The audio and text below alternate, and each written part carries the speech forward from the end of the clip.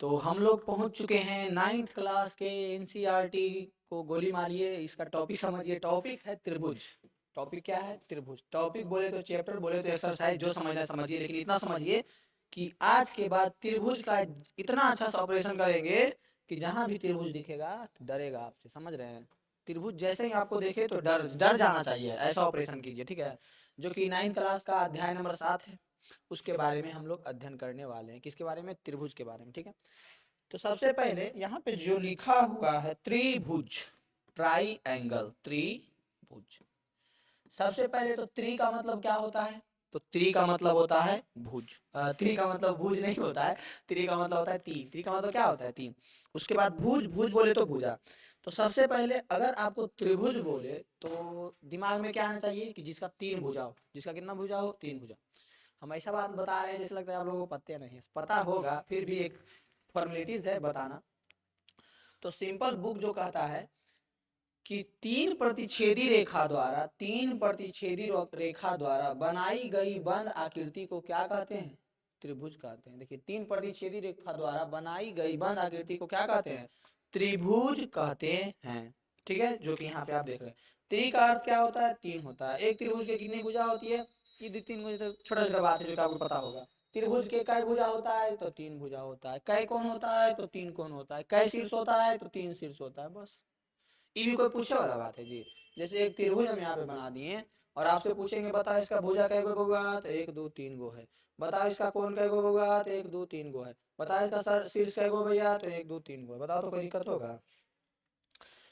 किसी प्रकार का इसमें दिक्कत होगा? मतलब कि त्रिभुज जैसे नाम सुने ट्रायंगल तो आपके दिमाग में एकदम बत्ती बढ़ जाना चाहिए कि तीन भुजा, तीन कोण और तीन शीर्ष वाले एक बंद आकृति है, उसी का नाम है त्रिभुज, जो आपके दादाजी रख के गए। कौन रख के गए? आपके दादाजी। दादाजी है आपके?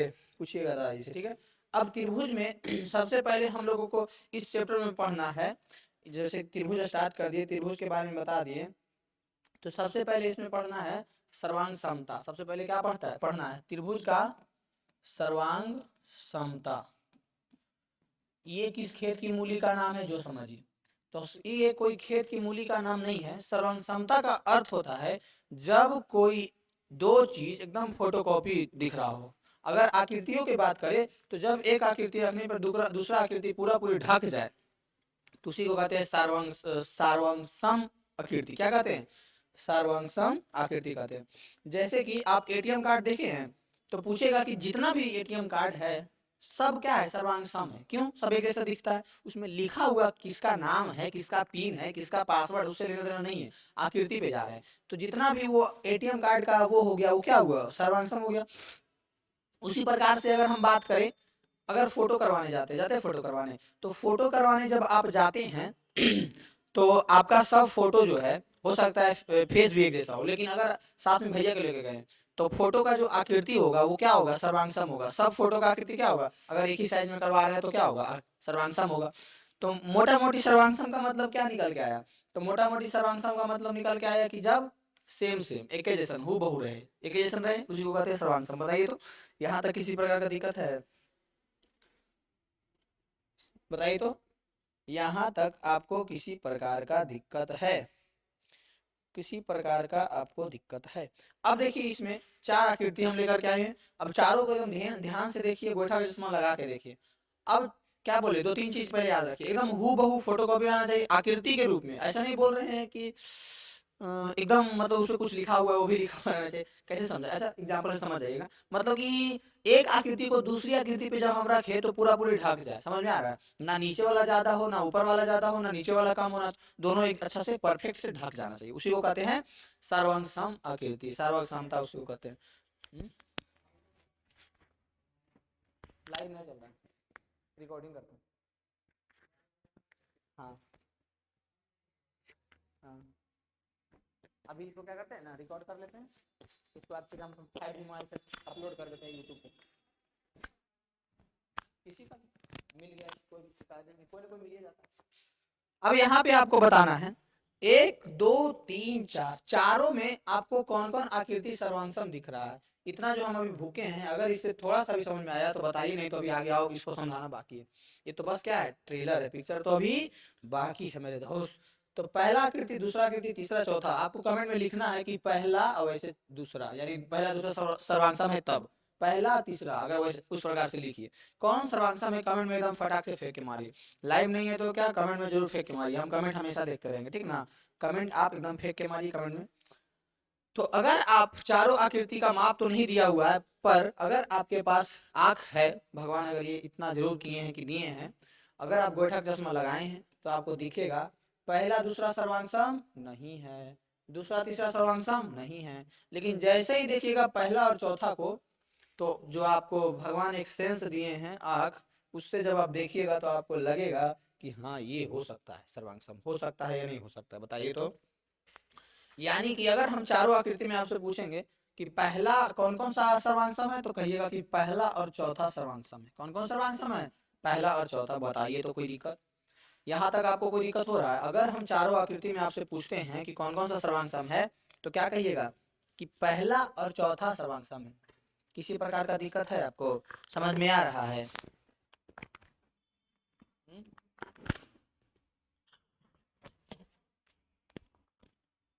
एकदम ऑफलाइन जैसा पढ़ना है, एकदम आराम आराम से, एकदम समझते जाना है, बताते जाना है, एकदम हड़बड़ी नहीं है, कोई भागल नहीं जा रहा है, ठीक है ना। तो एकदम आराम से समझते जाइए। अब ज़्यादा दिक्कत लग रहा है तो 2x का स्पीड कर लो, और नहीं दिक्कत लग रहा है तो आराम से देखो। तो पहला और चौथा सर्वांगसम, उसके अलावा इसमें कोई है? कल टाइम पास कर रहे होगा, देखो इतना समझ में आया होगा। उसके बाद है त्रिभुजों का सर्वंग समता, यानी त्रिभुज किस प्रकार से सर्वंग, तो अभी लिए थे वो आयत या फिर वर्ग था ना। अब इसमें त्रिभुज में बताना है आपको कि कौन कौन सर्वांगसम है, ठीक है। तो अगर आप इसको देखिएगा तो कौन ऐसा त्रिभुज है जो एक दूसरे पे रखने पे पूरा पूरी ढक जाए, ऊपर से नीचे से सब तरफ से, ठीक ना। तो इसमें देखिए तो BC 5 सेंटीमीटर, यानी 4.5, 4, 4.5, 5, 4, 4.5, 5, 4.5, 4.5, 4, 5, 5, 5, 5। हमको तो लगता है इसमें एक को छोड़ करके सब सर्वांगसम है। बाकी आप क्या कहते हैं, बताइए फटाक से, कौन कौन सर्वांगसम है? यानी इसमें आपको छोटा सा दो बात याद रखना है।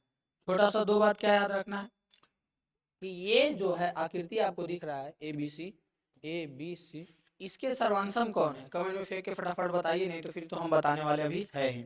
इसमें आपको सर्वांगसम कौन कौन दिख रहा है, तो आप भी कहिएगा कि इसमें हमको कोई कोई सर्वांगसम लग रहा है, कोई कोई नहीं लग रहा है। तो हम आपको बताते हैं कि इसके सर्वांगसम ये है मोटा मोटी। अभी संगत भुजा आप मिला लीजिए। संगत भुजा बोले तो कोई कोई तीनों भुजा में, तीनों भुजा में देखिए एक ये है, एक ये है ना बराबर, फिर एक ये है, फिर एक ये है, फिर एक ये है, फिर एक ये है ना। फिर इसी चीज को मिलाते हैं इससे, तो इसमें भी है 5, 4.5, 4, ठीक है। इसमें भी मिलाते हैं 4, 4.5, 5, ठीक है। लेकिन ये नहीं है, यानी कि मिला जुला के बस इतना आपको बोले हैं, इतना जो है एक चौथा से ये चारों जो है सर्वांगसम है और ये नहीं है। ये कॉन्सेप्ट इतना अच्छा है, इतना मजेदार है, इतना समझने लायक है कि आप 10th में जब जाइएगा तो उसमें भी पढ़ना रहेगा समरूपता, सर्वांगसमता, तो उसमें आपको दिक्कत नहीं होगा। अभी से पढ़ लीजिएगा तो, और नहीं पढ़े रहिएगा तो निश्चित है कि दिक्कत रखा हुआ है और दिक्कत होगा। यानी कि ये चारों जो है क्या है, एक चौथे से सर्वांगसम है, इसको छोड़ के, इसको क्या करके छोड़ करके बाकी सब क्या है, सर्वांगसम है। बताइए इतना समझ में आ रहा है आपको, ये सब क्या है, सर्वांगसम है ये चारों। रीजन रीजन आप देख सकते हैं, सबका एक एक भुजा बराबर है या नहीं। और एक रीजन जो हम स्टार्टिंग में बोले थे कि इसको अगर इस पे रखेंगे, घुमा घुमा तो सकते हैं ना इसको, इधर से ऐसे, इधर से, इसको इस पे रखेंगे तो पूरा ढकेगा, इसको इस पे रखेंगे पूरा ढकेगा, इसको इस पे रखेंगे तो पूरा ढकेगा। बताइए तो समझ में आ रहा है आपको, समझ में आ रहा है या नहीं आ रहा है, जो बताइए। इतना जो हम अभी बोले हैं सर्वांग समता के बारे में, उतना आपको समझ में आया है सर्वांग समता के बारे में? फटाफट कमेंट में फेंक के मारिएगा, समझ में आया है या नहीं। ये बेसिक क्लास है। बेसिक क्लास बोले तो जहाँ पे पूरा इस चैप्टर का पूरा एक्सरसाइज सॉल्यूशन का निचोड़ होता है कि अच्छा पूरा में ऐसे ऐसे हम करेंगे, ठीक है। तो बताइए क्या आपको त्रिभुज की सर्वांग समता यहाँ पे दिखी? अब देखिए आगे जा करके हम अभी पढ़ने वाले हैं कि त्रिभुज के रूल, सर्वांग समता होने के रूल, कैसे ऐसे रहेगा तब कैसे होगा, ऐसे ऐसे रहेगा तब कैसे होगा। लेकिन अभी तक इतना आपको समझ में आया या नहीं आया, जो आप कमेंट में हमको बता सकते हैं। इतना समझ में आया या नहीं, फटाक से कमेंट में फेंक के मारिए, तब हम बढ़ेंगे आगे। आगे बढ़ जाएं। आगे कह रहा है त्रिभुज के सर्वांग समता के लिए कसौटियां। त्रिभुज के सर्वांग समता होने के लिए बहुत सारी कसौटियां भी आने वाली है। सबसे पहली यहाँ पे देखिए दो त्रिभुज दिया हुआ है, जिसका एक जो है 50 डिग्री है, इसका भी एक कोण 50 डिग्री है। एक भुजा 4 सेंटीमीटर है, इसका भी एक भुजा क्या है 4 सेंटीमीटर है। तो क्या आप इस पे दिमाग लगाइए और हमको कमेंट बताइए कि क्या ये दोनों त्रिभुज जो है सर्वांगसम होंगे या नहीं होंगे। बताइए तो, फटाक से बताइए कि क्या ये सर्वांगसम होंगे, फटाक से कमेंट में बताइए। देखिए तो हम आपको बता देते हैं कि ये सर्वांगसम नहीं होंगे, क्योंकि इसका एक भुजा एक एक कोण बराबर रहने से सर्वांगसम नहीं होता है। कब होता है? जब इसका ये वाला भुजा बराबर होता और एक कोण, जो कि आगे हम रूल बताने वाले हैं अभी आपको, साइड एंगल साइड, इस प्रकार से, मतलब एक साइड बराबर आना चाहिए दोनों का, फिर एंगल बराबर आना चाहिए, फिर साइड, इस प्रकार का रहेगा, तब सर्वांगसमता में आएगा। देखिए आगे हम आपको बताने वाले हैं। देखिए तो अभी हम पढ़ने वाले हैं क्या, फटाक से पीछे, त्रिभुजों की सर्वांगसमता के लिए कसौटियां। कसौटियां मतलब क्या होता है पता है? चिनौटियां नहीं है, ये चिनौटी नहीं है जो आपके दादाजी या नाना जी या पापा जी रखते हैं, वो चिनौटी नहीं है, कसौटी। कसौटी बोले तो रूल, रूल बोले तो नियम, नियम बोले तो रूल, और क्या। तो कसौटियां पढ़ने वाले, जिसमें पहला कसौटी हम लोगों को कहता है, पहला कसौटी क्या कहता है जी, कहाँ गया जी कसौटी, जल्दी आओ, कसौटी चिनौटी जल्दी आ जाओ, देखो कसौटी आ गया। पहला कसौटी कहता है SAS।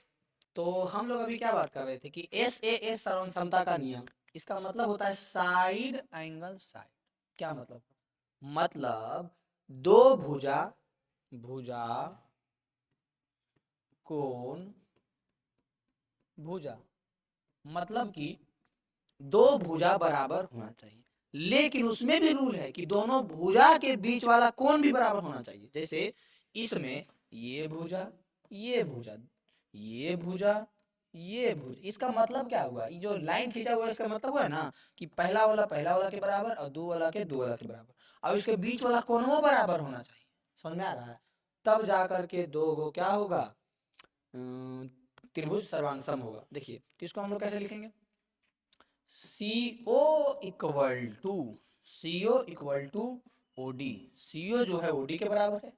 उसके बाद COB, मतलब ये वाला कौन हुआ, COB इक्वल टू AOD, कौन, ये किसको किसको दर्शाता है, कौन को, COB इक्वल टू A कौन AOD, कौन AOD इसके बराबर हुआ। अब भुजा एक और बराबर है, ये तो इसके बराबर था, ये वाला भुजा भी इसके बराबर है, यानी भुजा इसी है, कौन नहीं है, इसी है, ठीक है। कौन सा भुजा, AO जो बराबर है BO के, ओ बताइए तो इतना समझ में आया, इतना समझ में आया या नहीं आया? अब हम लोग लिख सकते हैं कि AOD जो है BOC के सर्वांगसम है, AOD जो है सर्वांगसम है। देखिए सर्वांगसम का साइन पहले समझ लीजिए, पहले एगो सापा ऊपर में लौटा दो, फिर नीचे में दो को बराबर दे दो, तो AOD जो है BOC के क्या है, सर्वांगसम है। बताइए कोई दिक्कत है इसमें? यहाँ तक आपको अगर किसी प्रकार का दिक्कत परेशानी समस्या लग रहा है तो बहुत बड़ा गधा है आप, लग रहा है, नहीं ना लग रहा है, तो यहाँ तक कोई दिक्कत हुआ? नहीं हुआ, नहीं हुआ, यानी पहला रूल हम लोग सीख लिए। नहीं हुआ का मतलब क्या हुआ कि हम लोग पहला रूल सीख लिए। अब बोलेगा कि ये सर्वांगसम तो है, लेकिन किस रूल से, तो कहिएगा सास के रूल से सर्वांगसम है। आपके सासू माँ है, सास, SAS के रूल से सर्वांगसम है। SAS का फुल फॉर्म सास नहीं होगा, साइड एंगल साइड होगा। बताइए किसी प्रकार का कोई दिक्कत नहीं होगा। बढ़े अगला क्वेश्चन की ओर, बिल्कुल बढ़ेंगे। अगला है इसको बताना, इसको बताओ कि ये सर्वांगसम है या नहीं है, जो बताना, ठीक है। ये सर्वांगसम है या नहीं है जो बताना है, तो फटाक से इसको ध्यान से देखो और इसमें दिमाग लगाओ क्या हो सकता है, ठीक है। सबसे पहले तो देखो इसमें हम दो तीन चीज आपको बता देते हैं। तो ये त्रिभुज अगर आपको पूछेगा तो कुछ चीज इसमें अगर दिए, ये त्रिभुज अगर इस तरह का पूछेगा ना कि सर्वांगसम है या नहीं, तो कुछ चीज दिया हुआ रहेगा। तो सबसे पहले तो एक त्रिभुज ये है और एक त्रिभुज ये है, इसमें जो है आपको कुछ चीज दिया हुआ रहेगा जो कि हम पूरा नहीं लिख पाए हैं, अभी आधा लिख पाए हैं, आधा समझा देते हैं। इसमें दिया रहेगा कि PA PB के बराबर है, PA जो है PB के बराबर है, यानी पहला पॉइंट दिया रहेगा कि PA इक्वल टू PB, ठीक है। दूसरा पॉइंट कहेगा कि ये लाइन जो है इसको समदूरस्थ पे कट करता है, ये लंबवत समदूरस्थ पे कट करता है, लंबवत और समदूरस्थ ये दो में छिपा हुआ है। लंबवत कहे का मतलब हुआ 90 डिग्री बना रहा है, तो 90 डिग्री कहने का मतलब हुआ कि एक ही साइड 90 डिग्री थोड़ी ना बढ़ाएगा, दोनों तरफ बनाएगा। और समदूरस्थ कहने का मतलब हुआ कि ये वाला लंबैया इसके बराबर होगा, ठीक है, ये वाला लंबैया क्या होगा, इसके बराबर होगा, यानी ये वाला लंबैया इसके बराबर होगा। तो यानी कि ये वाला कोण ए सी पी और पी सी पी, ए सी पी, कोण ए सी पी जो है बराबर होगा, किसके बराबर होगा, कोण ए सी पी जो बराबर होगा बी सी पी के बराबर होगा, कोण बी सी पी के बराबर होगा। बताइए इतना जो हम बताना चाह रहे हैं आपको समझ में आ रहा है, इतना जो हम बताना चाह रहे हैं समझ में आ रहा है, बिल्कुल आ रहा होगा। अब देखिए एक चीज और करना पड़ेगा हम लोगों को। ए सी पी बराबर है बी सी पी बराबर है। अब यहाँ पे हम लोग पी ए पी बी को लेंगे, अगर ये वाला इसको लेंगे पी ए पी बी को, और ई वाला बराबर करेंगे, ई वाला बराबर करेंगे, ई वाला, तो इसके बीच वाला कोण बराबर होना चाहिए था, जो कि नहीं हो पाएगा बीच वाला। तो इसीलिए हम लोग पी ए पी बी को ना लेकर के हम लोग लिख सकते हैं कि पी सी बराबर पी सी। कहिएगा आई ये कौन बकैती है, पी सी बराबर पी सी, जी बिल्कुल। दोनों त्रिभुज को जब ध्यान से देखिएगा तो दोनों में पीसी है या नहीं है, ये वाला दोनों में ना है, तो पीसी जो है पीसी बराबर है कैसे, तो उभयनिष्ठ से। उभयनिष्ठ मतलब जो दोनों में हो, उभयनिष्ठ मतलब क्या होता है, जो दोनों में है। तो उभयनिष्ठ से ये वाला भुजा दोनों त्रिभुज के लिए बराबर हो गया, और एसीपी जो है बीसीपी के बराबर हो गया हुआ। अब जो है एक कोण भी बराबर है, कौन सा कोण, तो ये वाला कोण जो कि अभी हम लिखना चाह रहे थे, ये वाला कोण एसीपी। और एक चीज क्या, तो एसी जो है उस सीबी के बराबर है, एसी जो है बीसी के बराबर है। कहो कैसे, काहे कि कह रहा है कि दूरस्थ पे काट रहा है, मतलब कि दोनों को एक ही जगह एकदम बीच से काट रहा है, समझ में आ रहा है, लंबवत बीच से काट रहा है। अब देखिए साइड एंगल साइड, गौर से देखिए, गोइठा का चश्मा लगा के देखिए, साइड बराबर है एगो, फिर एंगल बराबर है बीच वाला, फिर साइड बराबर है। तो हम लोग कह सकते हैं एस ए एस से, साइड एंगल साइड रूल से क्या कह सकते हैं कि ए पी सी जो है, ए पी सी जो है उस सर्वांगसम है किसके, अच्छा से लिख देते हैं, त्रिभुज ए पी सी जो है सर्वांगसम है, किसके सर्वांगसम है, बी सी पी के, किसके सर्वांगसम है, बी सी पी के। यहाँ पे त्रिभुज घुसा दीजिएगा, त्रिभुज ए पी सी जो है बी सी पी के सर्वांगसम है। बताइए तो समझ में आया इतना बात, अगर इतना बात आपको समझ में आ रहा है तो बहुत अच्छे पोजीशन पे हैं आप, और नहीं समझ में आ रहा है तो बहुत बड़ा गधा है आप। समझ में आया या नहीं आया, ये सब क्या है, कसौटी है, चिनौटी है, चिनौटी कसौटी, कसौटी चिनौटी, चीटी चीटी चीटी। बताइए कोई दिक्कत है यहाँ तक, किसी प्रकार का दिक्कत है क्या, नहीं ना है, बढ़े आगे, बिल्कुल हम आगे बढ़ेंगे, एक कदम स्वच्छता की ओर बढ़ाते हैं। बढ़ाते हुए अब कह रहा है कि अगर ऐसा कभी हो, जैसा कि इसमें देखिए दिखाया गया कि अगर इसका नाम दे दें ए बी सी, इसका नाम दे दें पी क्यू आर, इसमें बराबर कौन कौन है जी, तो ए बी जो है बराबर है पी क्यू के, ए बी जो है बराबर है, सबसे पहले देखो तो कौन पी और कौन ए बराबर है, नहीं कौन पी और कौन सी बराबर है। देखो तो हम पहले ही बता देते हैं इसमें हुआ क्या है, हुआ ये है कि साइड साइड दो साइड बराबर है, इसका भी साइड साइड दो साइड बराबर है। बराबर है या नहीं उतना लिखेंगे नहीं, बराबर होगा, खाली आपको दिख रहा है ना, डायरेक्ट दिमाग में घुसाओ ना, लिखा लिखी काम तो अपने कर लेगा। साइड साइड बराबर है, ठीक है, साइड साइड बराबर। क्या बीच वाला एंगल बराबर है, दोनों साइड साइड जो बराबर है, इसका ये साइड और इसका ये साइड, इसका ये साइड और इसका ये साइड। अब एक बात बताओ, क्या साइड साइड साइड साइड दोनों बराबर है, ठीक है, क्या बीच वाला एंगल बराबर है, देखो गोइठा का चश्मा लगा के देखो, क्या बीच वाला एंगल बराबर है, तो आप कहिएगा जी नहीं, यानी कि ये एस ए एस रूल को फॉलो नहीं कर रहा है, और नहीं कर रहा है तो छाती ठोक के कहिएगा कि ये सर्वांगसम नहीं होगा। क्या कहिएगा छाती ठोक करके कि ये सर्वांगसम नहीं होगा। और सर्वांगसम कब होगा, जब वो एस ए एस रूल को फॉलो करेगा, यानी साइड बराबर हो, फिर एंगल बराबर हो बीच वाला, तब साइड। यही चीज हम आपके दिमाग में अंदर भेजना चाह रहे हैं कि पहले साइड बराबर, फिर एंगल बराबर, फिर साइड बराबर, तब जाकर के सर्वांग सम होगा, अन्यथा नहीं होगा। ठीक है, ऐसे अदरवाइज नहीं होगा। इतना समझ में आया आपको? इतना समझ में आया आपको? यस और नो? अब जो है अगला है कोण भुजा कोण। पहले क्या था? पहले हम अभी पढ़े हैं कि दो गो साइड और बीच वाला एंगल बराबर होगा तब जाके सर्वांग सम कह सकते हैं। अब एक और हम लेकर के आए हैं एंगल साइड एंगल। बोले तो क्या बोले तो दो गो एंगल और एक गो बीच वाला साइड। जैसे कि एक त्रिभुज यहाँ पे हम ऐसे बनाए हैं, एक त्रिभुज हम यहाँ पे ऐसे बनाए। अगर ऐसा होता है कि ये वाला angle A B C P Q R, A वाला एंगल इसके बराबर हो, यानी कि कोण ए इधर लिखते हैं, कोण ए बराबर हो कोण पी के। फिर जो है ये वाला भुजा इसके बराबर हो, यानी कि ए बी बराबर हो पी क्यू के। फिर जो है ई वाला एंगल बराबर हो, यानी कि कोण बी जो है बराबर हो कोण क्यू के। इसमें आप देख करके कहिएगा एंगल साइड एंगल बराबर है या नहीं। जैसे ही आप ये चीज देखिएगा तो आप प्यार से कहिएगा ये जो है सर्वांग सम होगा। कौन कौन? त्रिभुज, त्रिभुज कौन सा त्रिभुज है? ए बी सी जो है वो सापानियन बना के दो बराबर देके पी क्यू आर के बराबर होगा। यहाँ पे भी त्रिभुज लगा दीजिएगा, बार बार भुला जाते हैं। यानी A B C P Q R के सर्वांग सम होगा। ये रूल नंबर सेकंड कहता है। क्या कहता है?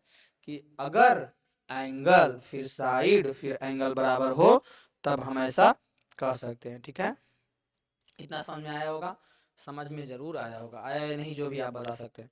इतना आपको समझ में आया या नहीं जो भी आप बता सकते हैं, बताइए। समझ में आया इतना आपको? किसी प्रकार का दिक्कत? किसी प्रकार का दिक्कत है इसमें? किसी प्रकार का दिक्कत? अब जो है जो कि स्टार्टिंग में हम बता चुके हैं, एस एस एस बोले तो साइड साइड साइड के नियम से सर्वांग समता।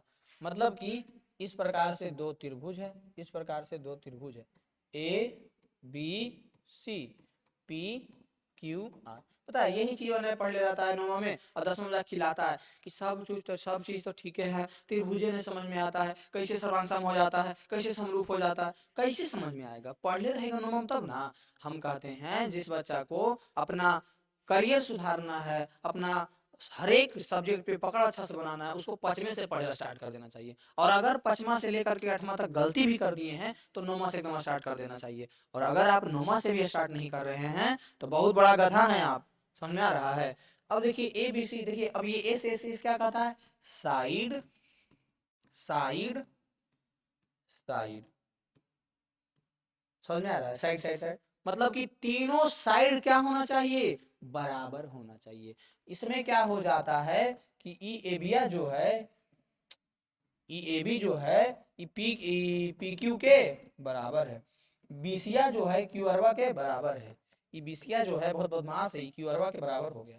और ई पी अरवा जो है ई एशिया के बराबर है, ई एशिया जो है पी अरवा के बराबर है।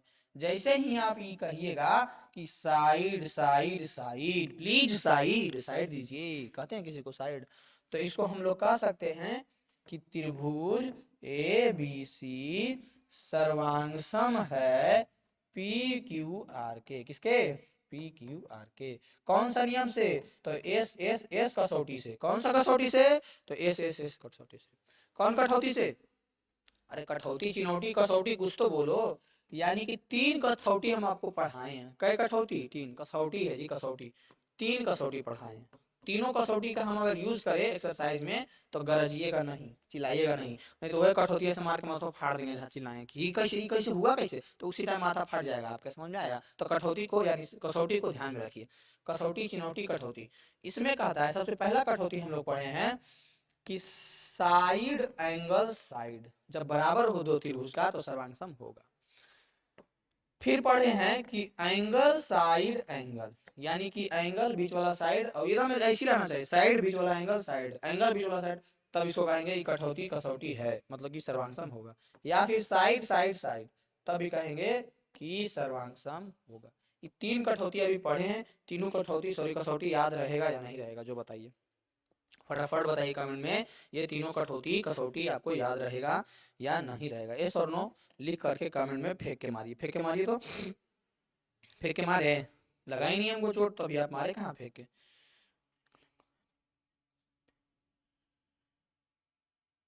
बताइए तो, किसी प्रकार का दिक्कत है यहाँ पर जी? दिक्कत है तो बोल दा जल्दी से कमेंट में, कोई दिक्कत है? दिक्कत है, दिक्कत नहीं है, नहीं है तो बढ़ते हैं आगे, दिक्कत नहीं है तो बढ़ते हैं आगे। अब कह रहा है आरएचएस सर्वांग समता का नियम।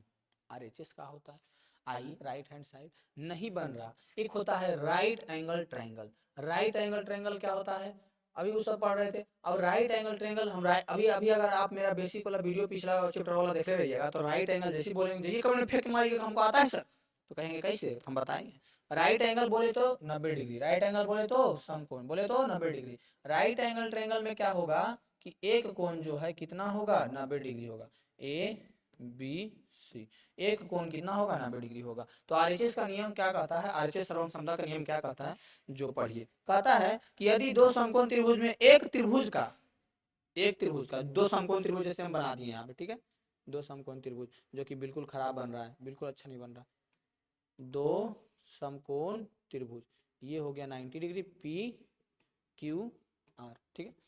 एक त्रिभुज का कर्ण और एक भुजा, एक त्रिभुज का कर्ण और एक भुजा क्रमशः दूसरे त्रिभुज के कर्ण और एक भुजा के बराबर हो तो दोनों त्रिभुज सर्वांगसम होते हैं।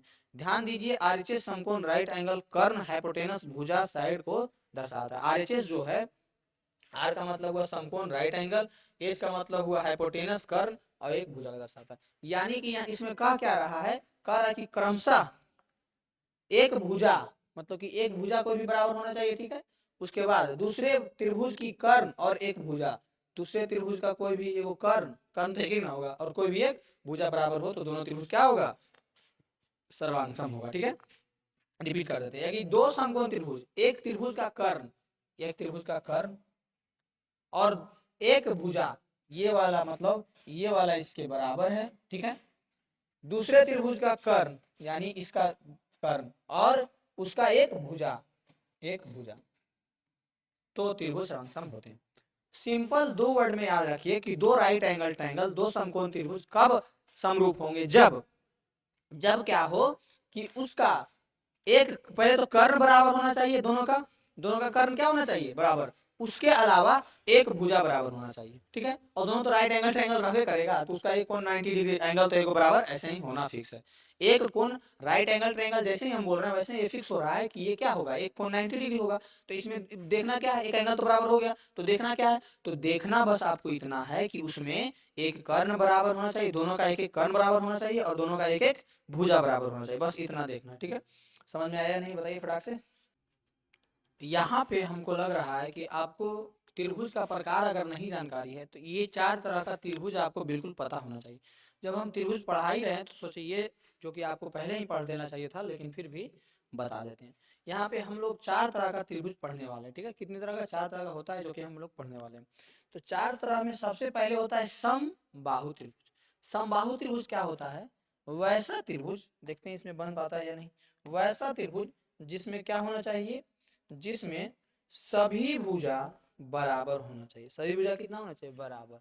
देखिए जैसे कि ये अगर हम ध्यान दे तो इस प्रकार से साइन, तो इसका मतलब क्या हुआ, जो हम साइन यहाँ पे दिए इसका मतलब क्या हुआ, इसका मतलब हुआ कि ए बी जो है ए बी सी के बराबर है, बी सी जो है ए सी के बराबर है। ये होता है हमारा समबाहु त्रिभुज। समबाहु त्रिभुज परिभाषा परिभाषा नहीं रटना है, दिमाग में सेट करना है। हम कुछ भी मैथ पढ़ाते हैं ना, कोशिश करते हैं कि आपके दिमाग में क्या हो, सेट हो, मतलब बैठ जाए दिमाग में जाके इस प्रकार से चीजें कि हमेशा के लिए याद रहे, उसको रटना ना पड़े। और नहीं बैठ रहा है दिमाग में तो बहुत बड़ा गधा है आप।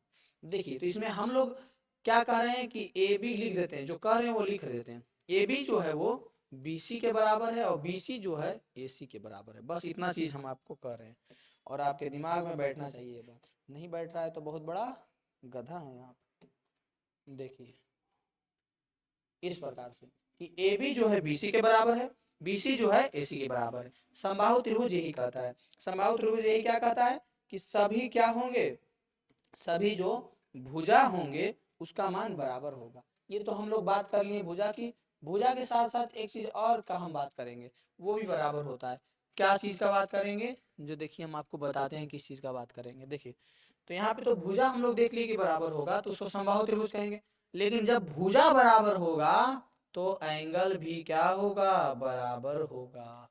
समबाहु त्रिभुज के सभी एंगल भी क्या होंगे, बराबर होंगे। कितना कितना डिग्री होता है, तो छोटी 18, सब 60-60 डिग्री होता है, सब कितना कितना होता है। और एक बात और याद रखना है आपको, कौन सी बात याद रखना है कि त्रिभुज के तीनों कोनों का योग कितना होता है, 180 डिग्री। किसी भी प्रकार का त्रिभुज हो, कोई भी त्रिभुज हो, जब तीनों कोनों का योग करेंगे तो कितना आना चाहिए, 180 डिग्री आना चाहिए। कितना आना चाहिए, 180 डिग्री। तीनों कोनों का योग कितना आना चाहिए, 180 डिग्री आना चाहिए। अब है समद्विबाहु त्रिभुज, कितना है, समद्विबाहु त्रिभुज। तो समद्विबाहु त्रिभुज में क्या होता है, यानी इसमें क्या हुआ, समबाहु में क्या हुआ, समबाहु में सभे भुजा बराबर और सभे कोण बराबर हुआ।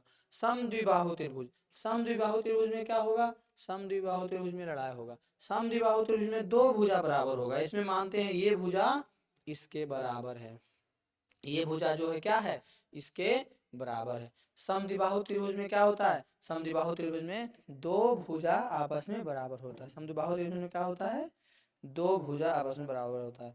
ये चीज आपको समझ में आ रही जो हम बताने का कोशिश कर रहे हैं ये जो हम बताने का कोशिश कर रहे हैं ये आपको सब हो गया। समद्विबाहु त्रिभुज की बात करेंगे, इसका नाम दे देते हैं PQR।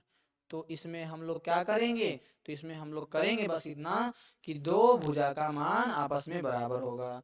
अब दो भुजा के साथ साथ एक चीज और बराबर होता है, कहिएगा क्या, तो दो भुजा के साथ साथ उसके सामने वाला कोण भी बराबर होता है। यानी इसके इस भुज जो दो भुजा बराबर है ना, उस दो भुजा के सामने वाला कोण, इस भुजा के सामने वाला कोण ये हुआ, इस भुजा के सामने वाला कोण ये हुआ, तो ये दोनों कोण क्या होगा, बराबर होगा। बताइए समझ में आ रहा है, जितना भी होगा ये दोनों मान दोनों क्या होगा, बराबर होगा। ये हो गया समद्विबाहु समबाहु त्रिभुज। समबाहु त्रिभुज में सब भुजा बराबर सब कोण बराबर। समद्विबाहु त्रिभुज, समद्विबाहु त्रिभुज में दो भुजा बराबर और एगो दूगो और सामने वाला कोण बराबर।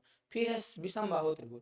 तो विषमबाहु त्रिभुज तो ना भुजा बराबर ना कोण बराबर, कैसे भी बना दीजिए, ऐसे ऐसे ऐसे ऐसे ऐसे। मतलब इसमें क्या होता है, इसमें हम नाम देते हैं YXZ। इसमें ना तो कोई भुजा बराबर ना तो कोई कोण बराबर, तो इसे क्या कहते हैं, विषमबाहु।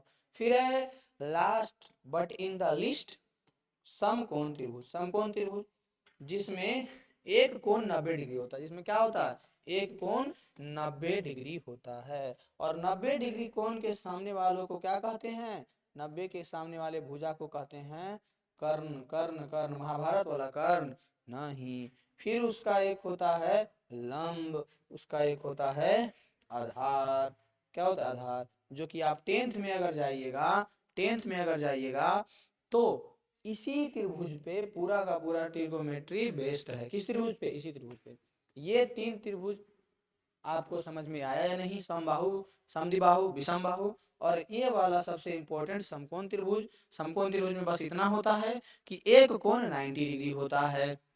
एक कोण का मान कितना होता है, 90 डिग्री। उम्मीद करते हैं आपको समझ में आया होगा। आप लोग फटाफट कमेंट में बताइए इतना समझ में आया या नहीं आया, फटाफट कमेंट में बताइए इतना आपको समझ में आया या नहीं, जो बताइए।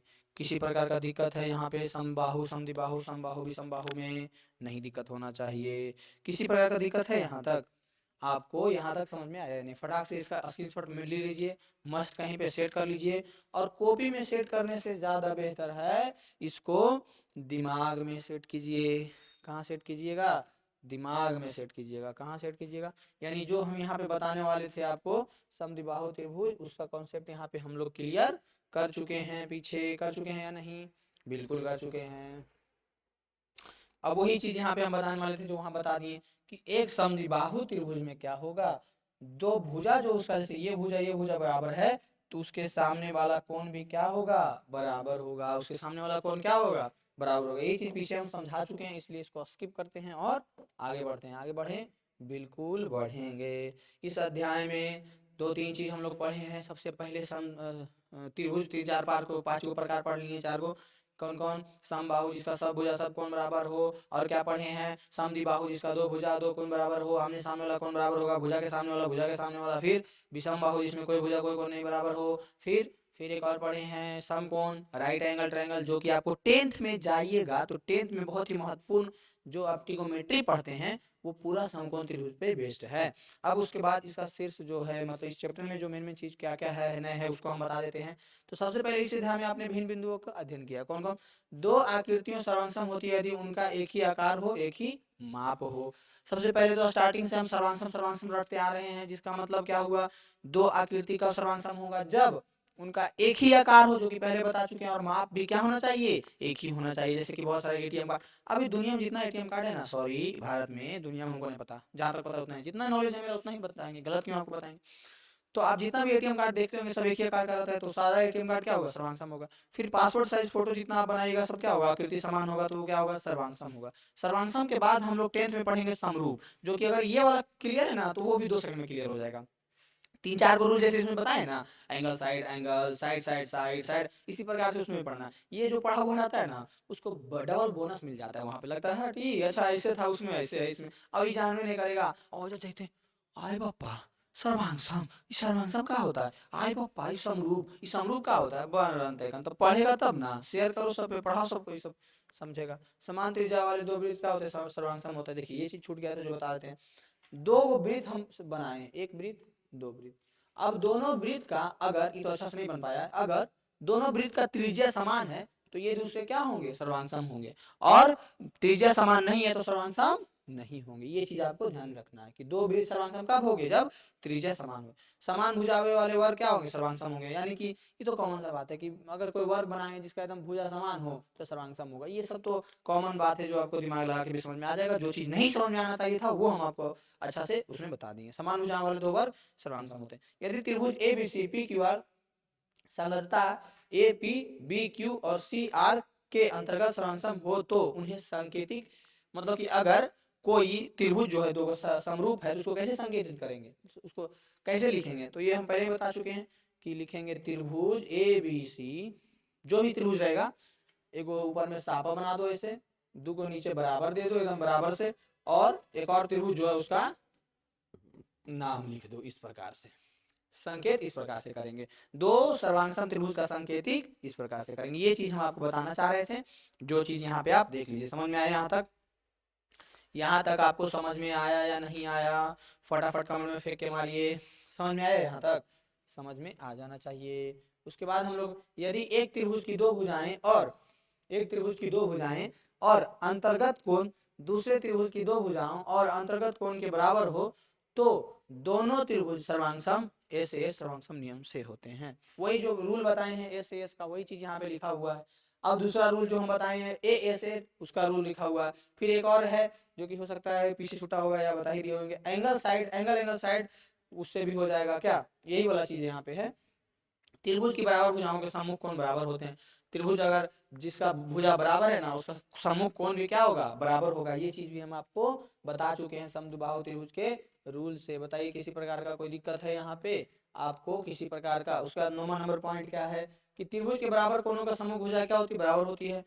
किसी समबाहु त्रिभुज की प्रत्येक कोण 60 डिग्री होती है, जो कि हम पीछे भी आपको बता दिए हैं समबाहु त्रिभुज के बारे में कि समबाहु त्रिभुज है तो उसका प्रत्येक कोण कितना होगा, 60 डिग्री होगा। बताएं या नहीं। त्रिभुज की तीनों भुजाएं एक भुजाएं दूसरे त्रिभुज की तीनों भुजाएं बराबर हो तो ये रूल भी बता दिए हैं। एस एस एस, तीन चार को रूल तो बस बताना तो बताए ना। एस एस एस सर्वांगता नियम से क्या होगा, सर्वांगसम होगा। ज्यादा फास्ट तो नहीं बता रहे हैं, कमेंट में बता सकते हैं कि ज्यादा फास्ट हो रहा है। तो A S S A S A S A S A A S S S S, चार को रूल है, फिर से लिख देते हैं। सबसे पहले तो साइड एंगल साइड, और फिर है एंगल साइड एंगल, फिर है एंगल एंगल साइड, फिर है साइड साइड साइड।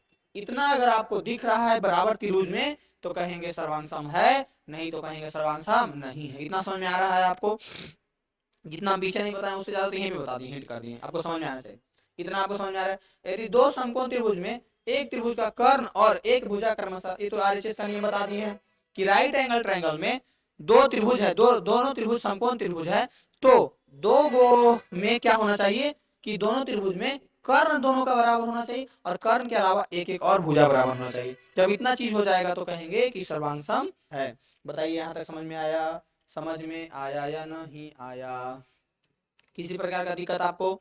बस इस त्रिभुज के चैप्टर में एकदम शॉर्टली आपको इतना ही पढ़ना था। कुछ पॉइंट अगर नहीं समझ में आया, छूट गया, दिक्कत लग रहा है, तो आप किससे संपर्क कर सकते हैं? हमसे जुड़िए। हमारे टेलीग्राम चैनल पर जाकर के अमित गौरव एजुकेशन जाकर के सर्च करके उसको उस चैनल में क्या करिए, ज्वाइन हो जाइए अमित गौरव एजुकेशन चैनल में। और हमारे 8298614113 से कांटेक्ट करके मैथ का नोट्स आप ये सब का एकदम सुंदर नोट्स ले सकते हैं, ठीक है, वो भी ना के बराबर कॉस्ट में। और साथ ही ऑफलाइन सेंटर, अगर आप अकबरपुर प्रखंड के हैं, ऑफलाइन सेंटर आना चाहते हैं, मैथ का ऑपरेशन करके पढ़ना चाहते हैं, एकदम इतना अच्छा मैथ बता देंगे कि आप किसी को पढ़ा सकते हैं, ऐसे बता देंगे, ठीक है। तो इससे संपर्क कर सकते हैं। हमारा टेलीग्राम चैनल से जरूर जाके जुड़िए, अमित गौरव एजुकेशन, अमित गौरव एजुकेशन, ठीक है। इतना उपकार हम पे जरूर कीजिए, ठीक है। धन्यवाद।